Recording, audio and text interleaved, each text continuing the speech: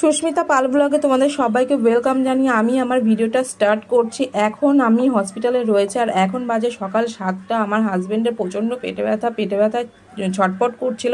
হসপিটালে এসেছি, তারপরে বাড়িতে চলে এসেছি। এখন বাজে 10টার সময় আমরা বাড়ি আসলাম। রক্ত পরীক্ষা করতে দিয়েছিল, তাই রক্ত পরীক্ষা করে ঠরে চলে এসেছি। আর সকালবেলায় কিছু খেতে দিতে হবে, সেই কারণে ডাল সিদ্ধ আলু সিদ্ধ ভাত করছি।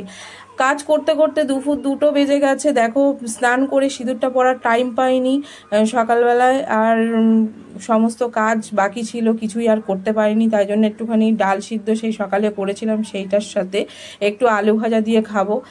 আর হচ্ছে সমস্ত সবজিপাতি দেখো, লঙ্কা, পটল, আর এই যে এখানে কচু, ভেন্ডি, কি অবস্থা হয়ে রয়েছে। টমেটোটা দেখো পুরো নষ্ট হয়ে গেছে। কাঁচকলাটার কি অবস্থা। কেন আমাদের সমস্ত ফ্রিজটা পুরো খারাপ হয়ে গেছে। বাড়িতে দুর্দশা চলছে, কি বলবো, চারিদিকে লেগে রয়েছে।